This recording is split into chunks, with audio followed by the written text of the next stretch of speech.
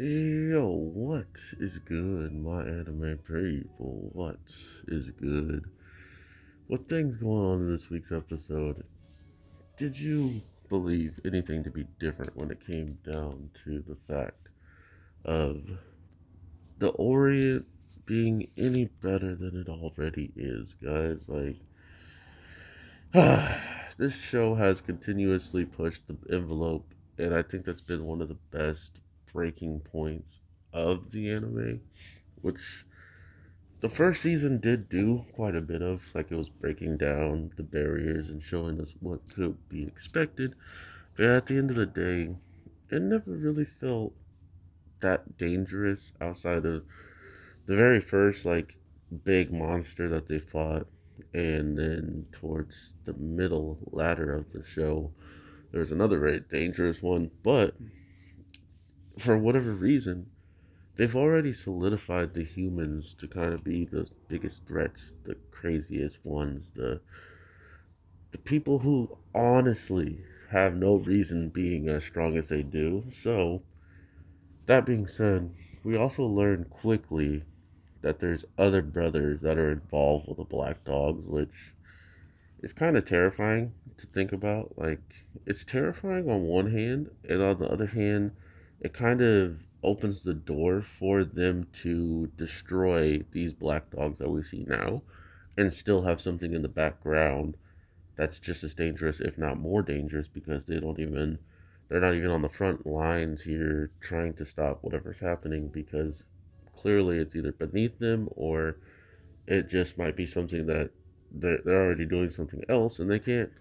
um, I'm very curious now on every small detail when it comes to this anime. I think that's the best thing they can continuously do is keep sprinkling small details. We got the blood of the obsidian goddess, almost awakening swords of fallen people that were in that statue area. That's what it kind of felt like to me, was even those blades of the fallen people were awakened in that moment, just due to the influence of the goddess of obsidian or something along those lines. Or maybe those are swords that are a part of our main character and he has no idea yet, thanks to drinking the blood.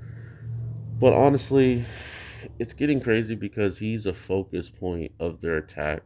And if he cannot figure out a way to get around said attack, we will be seeing massive losses because a lot of people are really growing to like our main character.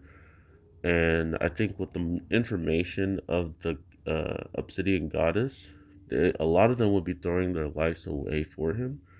And I guess I was right about the head clan leader. For whatever reason, all that blood up there was just from a battle, I guess. And he may still be alive. They're just guessing he's alive because of this sense of there's no body. There was like a cube, like a square, just like how the guy removed the bombs and threw them at the boats. So it's kind of obvious that his body was moved, or at least him in general is moved. So it's very curious on what's going on with the captain. We still got to defeat the giant eight-headed serpent, and on top of all that, we just have to defeat the enemy. But rescuing and all this stuff was being planned, and it was a farce to make it look like two people disagreed with that uh, choice.